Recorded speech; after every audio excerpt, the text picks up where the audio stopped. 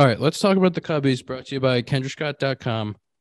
Buy better gifts this holiday season. You know what we need? We need a code for it. We gotta get I a know. code. We got to worked give the out. people a code. My We gotta get sister the wants people to a buy code. some, and she asked for a code, and I said, "Just wait. We'll get you one." We're gonna get the people a code so that they can get some money off. But don't let that stop you from going and buying Kendra Scott product. Correct. But we're gonna work really hard to get a code. Cubbies make a splash. I don't know if you guys saw Cubby Twitter, maybe about a week ago now, but it was pretty dark.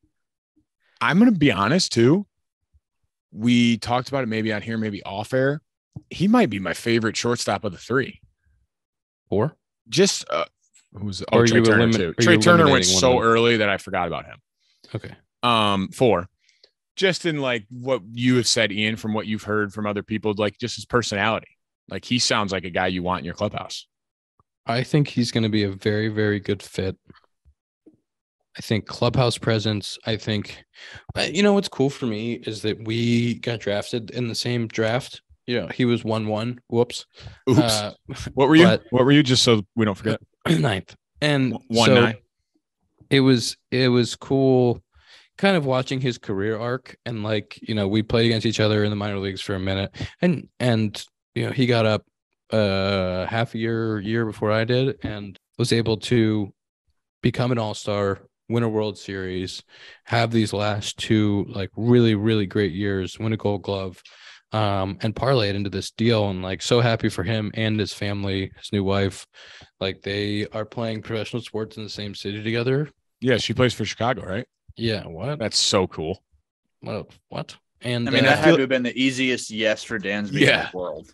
But it's going to be really cool to have someone you play your whole career and you play with people of different ages and you are friends with really good friends with guys who are younger than you, really good friends with guys who are older than you. But to have someone who's kind of had the same career arc and career path, same age, I don't know. I haven't really had that ever, I guess, exactly that in my career. So I think it'll be really cool to kind of share some of that. And to have a guy who has experience leading a clubhouse and being a part of that and get to kind of do that together. I think that's going to be really fun. Just winning as a shortstop and especially bringing that to where he wasn't the centerpiece on that team. He didn't even have that good of a year until the playoffs. He had a few big plays, a few big homer or hits. In 21? Yeah. He was kind of nasty. Huh? I think he hit 28 pumps. In 21? I thought he hit only 240 or I don't know, but he hit close to 300 last year. Again, averages and, but I think bringing 250 with 27 and 88 in 21. It's pretty good. But again, I think last year he was definitely more of the centerfold of that team. Yeah. And he hit almost 100 ribbies last year, 96. I think him and Nico up the middle is going to be awesome. And just from what I've seen, I don't know him. I don't know anything about him, but from what I've seen and read, he seems like what you guys were alluding to before, the clubhouse guy, always working, especially with Ron Washington on defense. I just think him and Nico are going to be an absolute problem. Well, that's what I was going to say. He's only, I think I just looked up, Nico's 25 and Dansby's 28. So it's not a mentor, he's only 3 years older, but you know what I mean? I feel like he's the perfect guy. Mentor with experience. Yeah. Hey man, Nico can pick his brain and just what it takes to win. Dansby Swanson knows how to win. And that's the perfect guy to pair with Nico and just kind of help bring Nico along even more than he already has. And I think those guys will feed off each other. I think they're the same type of individual. Love baseball, kind of cut from the same cloth, just want to win. Don't care what it looks like. And I think they're going to feed off each other. I think they're going to have a lot of fun playing up the middle together. And really cool for Nico. Something I don't know how to say this the right way or politically, but Nico just got consistency up the middle for the last 3 years. I've watched Nico play for the last couple of years with however many different partners up the middle, whether he's playing short and there's 4 different guys playing second, or whether he's playing second and there's a couple different guys playing short. So for him to get that consistency, for him to have peace of mind, and then now Dansby also gets the consistency of having Nico for at least 3 years, which is something he's been used to with Ozzy. I think that's important, and kind of building the center of your field or building that so that guys know who's going to be playing next to them is a big deal. That yeah, is and such. I was going to say Zach can talk on that because Zach, you told that story of how I forget who you did it with. I think it was with Kreidler, where like you kept joking about the play of like, hey, if I dive, I'm flipping it to you. Like those are just little things that if you have the same guy every game, you build a trust. You know where they're going to be. They know where you're going to be, and you can talk on it more, Zach. Yeah, no, and we've talked about it before. Happy, we've talked about it with Nico when you're in left and he's at short. Like you think that's a really good combination, but like up the middle, you talk. Like you guys think you talk a lot. Like up the middle, you are literally talking every single pitch, and that will go such a long way. Yeah, Dakota. I mean, that's huge, especially we've talked about it so much, but like Zach, can I ask you, what do you guys like? Because I don't think the fans know. Like, what are you guys talking about up the middle? Like when you're talking every pitch, what are some? Yeah, like I am almost like over the top with that kind of. What are you laughing at, Ian? I was gonna say I thought you guys were talking about giving Kendra Scott gifts and wearing Scott Bros wrist bracelets, but well, I mean that would be was like closer, the first inning. That's like the first inning, and then also the ninth inning is when you talk about that stuff. For sure. Or if like you see somebody like, wow, is that it? Is he wearing a Scott Bros bracelet right now? Yeah. All right, now tell the people what you talk about in the second to the eighth inning. I am almost like over the top with it. I love being on the same page. It just makes it so much easier. You're expecting somebody to be somewhere and they are. But yeah, like you'll talk, if you're expecting a certain pitch or if you both agree on a pitch, like things like that, you're like, hey man, like he's got to go heater here, or hey, he's late. Hey, I'm taking 2 steps over. Like same thing that Ian does in the outfield. But I just think the more that you play with somebody, it just happens so much quicker. And like by the time, again, like I've played a lot up the middle with Kreidler, like Dakota said. And by the time I'm looking over to tell him, hey, I'm moving over, or hey, if something happens here, like I'm going out, he's already saying the same thing. And especially on cuts and relays, and now it's going to be even different with no shift, because this is going to be the first time in a long time that you haven't had to shift anybody, or you can't shift anybody now. So like that cutoff becomes even harder to communicate for, because you're running such a longer way. He has to be your eyes behind you, where before you're basically playing right next to each other and it's a very easy communication. You also like now without the shift, you're going to have to talk to your infield partner about how he's reading the swing and how that moves you within being the only guy on that side of the field. So, if you're playing second base, you got a lefty and you feel like he's a little late, you're asking your shortstop for kind of confirmation of like, I think I'm going to take a step over. You think that's right? And it's instinctual. You kind of get in a rhythm with that guy playing up the middle. I never got a chance to do it in the big leagues for long enough with a consistent enough infield to really feel that rhythm. I did a little bit with Riz when I was playing some second, where I got a feel for how he was going to react to balls in that 4-hole. And like because you are so close to that guy, like you build such a rapport. And you feel like you really do, like, what he's thinking before he's thinking it, and he knows what you're thinking. You're communicating those coverages of second base, and like you're thinking the game within the game.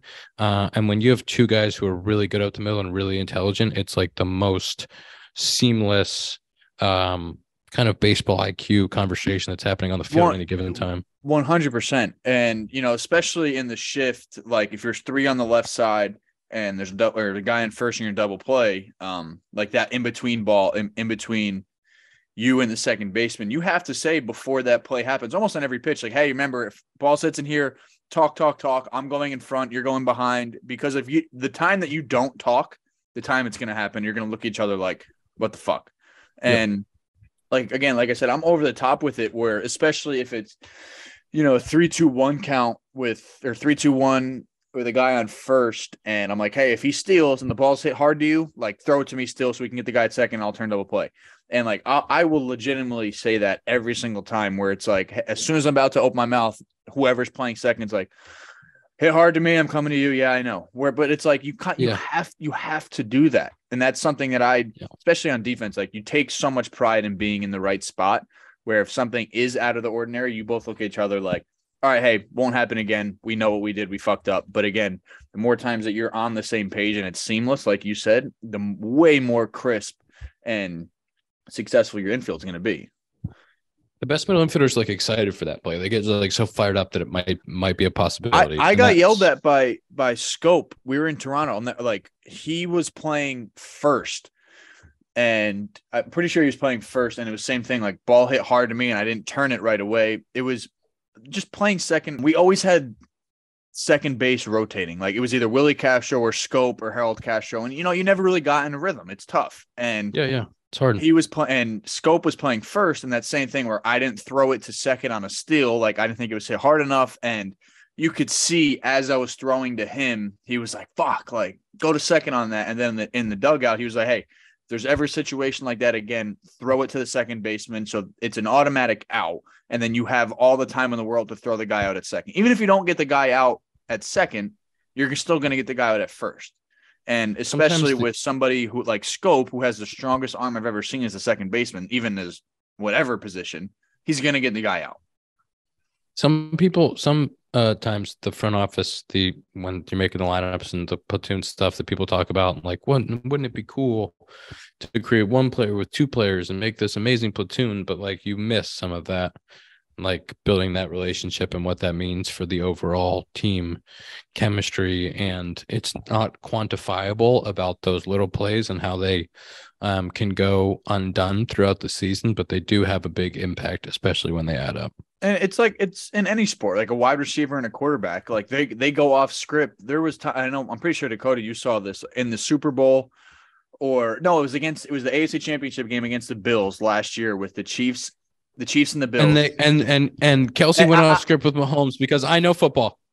Yes, Kelsey, they looked at each other like, "Hey, this is not the play, but hey, if he goes that way, I'm going up the middle." And as soon as they got the formation, they kind of just looked at each other, and it was the right play, and they drove down the field with 13 seconds on the clock. Like, I feel like it's also underestimated how much it helps to have a pitcher have confidence in your infield.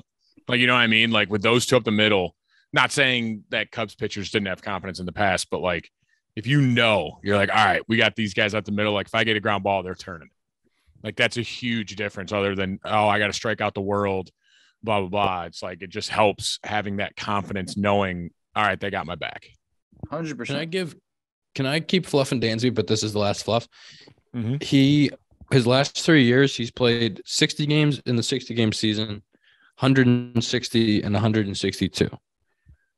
That out of the guy that is standing at shortstop every year, every day, is a big deal. Consistency in the lineup, knowing he's going to be in there every single day, no matter what, is a big, big deal. That's huge. And that's a guy the Cubs, I'm sure, are going to plug him in the top of the lineup, and like, he's going to produce. I really am interested about what that lineup, just the order and what it looks like. Is he hitting two? Who's leading off? Put Nico at lead off. Who's going where? That's what I say. Give me Nico, Dansby, Happer. All I know is IHA's batting third. That's what I got. That's where you put your best hitter. Yeah. Then you got Saya. He's pretty good. Wisdom. Where's Morel? Morel somewhere. You got Belly. Where's Belly? Belly's probably going to start in like the 7-hole, and he's going to be the most dangerous 7-hole hitter in all of baseball. It's just the interesting, it's an interesting. And then I saw, you guys might have been linked with Tucker Barnhart too, huh? Who I got a bone to pick. I got a bone to pick. You know what? Me too. I don't think the Cubbies want Tucker Barnhart. That guy, he was so good to me. We talked so much during football season, try to get the guy on 2 or 3 times, and it's just like, what? Tuck, come on. Are you drinking eggnog? I'm going to be honest with you. It's eggnog wine. Jesus, it's from What's Costco. Happening? You put eggnog in any. I told you, inject it into my veins. I'll let it run through my veins. And that's episode 139. Oh God, it's so good. Listen, had a Christmas party this weekend. Had like 4 cups of nog. Can't get enough of this stuff. You know what I'd wear if I had a Christmas party? Mugsy jeans. I'd wear Mugsy jeans. I was actually flying to Chicago today. I have a good Mugsy jeans story. I was flying to Chicago today. A little early morning flight. I'll just say I took off at 6:45. I was walking to the gate at 6:30. So that was a little bit aggressive for me. A little bit aggressive. I mean, you got pre-check, no? I got pre-check. But don't worry. There was a nice weather delay, so I just slept on the airplane for like an hour before we took off. But I looked down, I had I must have had a bloody nose at some point and not realized something, but I had a little blood stain on my Mugsy jeans. which I was very sad about. But guess what?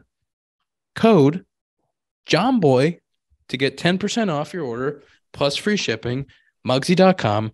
I am going to use that code because I now need some jeans. But you know what? First, I'm going to try to wash them and see if I can get the stain out, because they are my favorite pair of Mugsies. They're like the light gray color. Right now, I'm wearing the dark gray color. Best stretch in the game. Actually, the best jeans you can ever get. I've never been more passionate. That's not true. I am passionate about everything, but I am very passionate about Mugsy jeans. 10% off your order plus free shipping. How pissed were you the whole rest of your travel that you had blood on your pants? Like, that would rattle me the whole rest of my Yeah, it day. was just something you kept looking at. I'm just looking down. I would nonstop just notice that blood. Just going, how did that happen? Shouldn't be picking your nose, man. Where did that happen? Could have been that. Could have been that. You know what else I would wear to a holiday party? My Scott Bros bracelet. I do get some bad bloody noses. Have you guys ever been bracelet guys? Like, have you ever? Oh, you got double bracelets? Oh, you got whoop band and a bracelet. Tom putting up the 2 no bracelets was amazing. Can you please clip that? I need you to clip that, and I want that to be an ad for buy Scott Bros for a friend that has no things on his wrists. Double naked wrists there from Tom. What's next on the free agent market here, guys? The catcher's got to go. You still have some bats out there, some sneaky bats. Turner and Turner JD Martinez went. Yeah, Turner. JD Martinez was the one I saw, and I was like, I don't know what he did like the last year or two, but I was like, that's all he got. Like, I thought he'd get a lot more. He was an all-star last year. That's why I was like, I think he got 13 mil. Like, I was like, my theory has to be that he just wanted to go with his hitting guys in LA and said, yeah, I'll take 10 mil to go hit 400 again.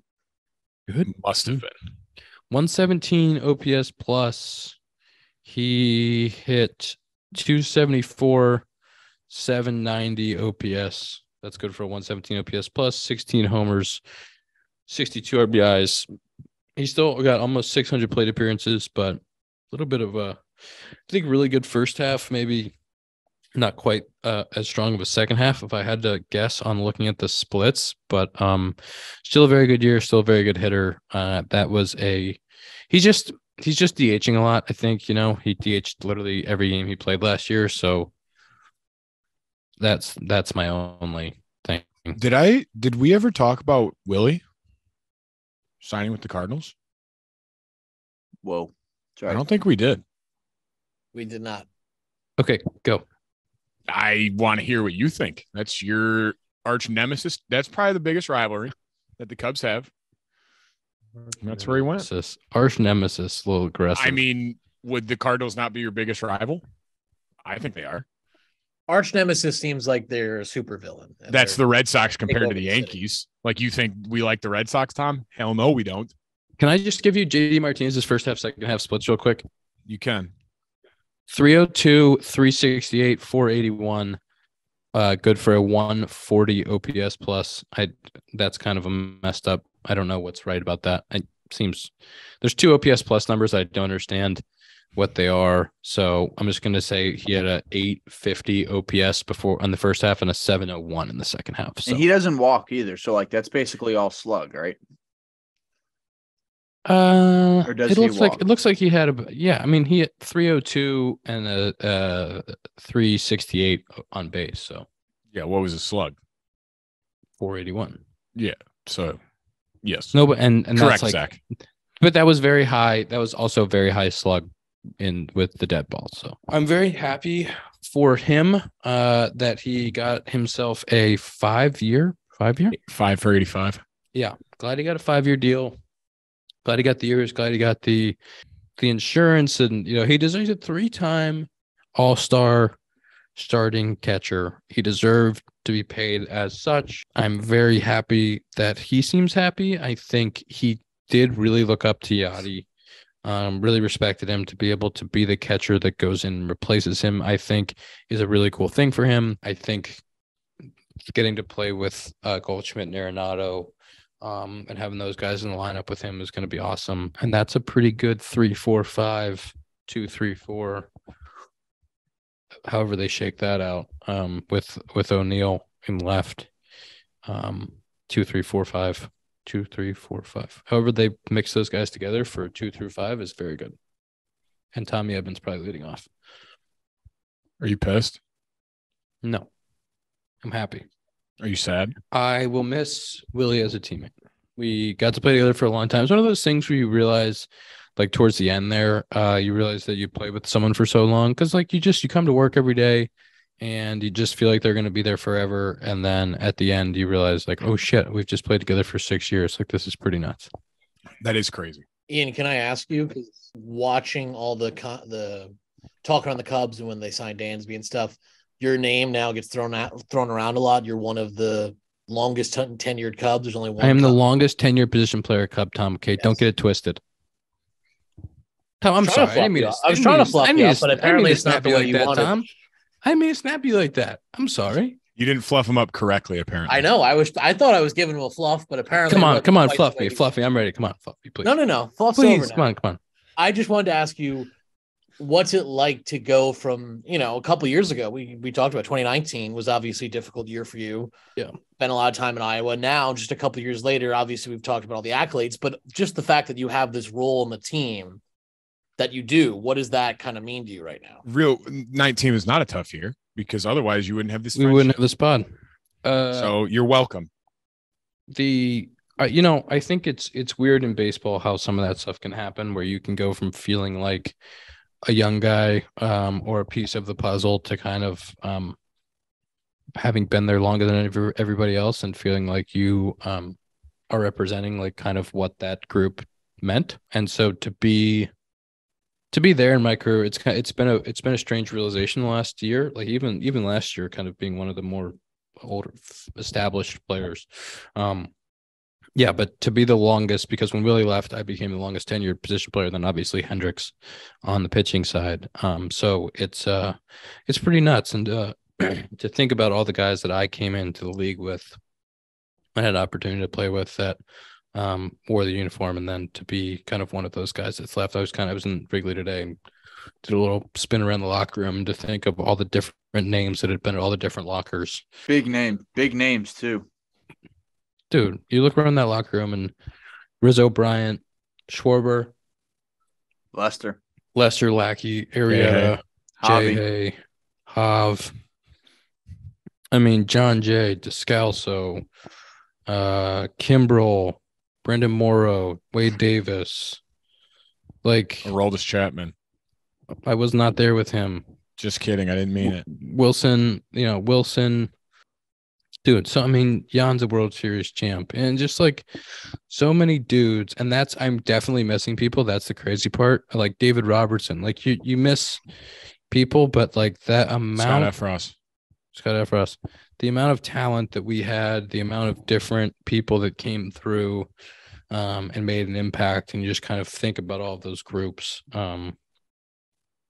Pretty kind of surreal to think about all of the different guys you've played with while wearing the uniform, Well, and exactly like this year, like you get new guys. Like now it's like, Dansby Swanson, he's pretty good. Cody Bellinger, he's pretty good. Now you get like Bellinger's a former MVP. You get Dansby, who's a Gold Glove all-star shortstop. You get, Stroh over there. Smiley's coming back. All those guys. It's like it's just nuts to kind of think about how the fact that I've been there since it was the former group that won the World Series to now what this new group will be, whatever that ends up looking like, to have been a part of both. And I think I kind of get to see a little bit of what it means to be that, to have been there for that long, to have been there long enough to see both sides of it is kind of a cool thing for me to be a part of. What I view this as? A lot of potential compound guests. You said it smart. Big name compound guests.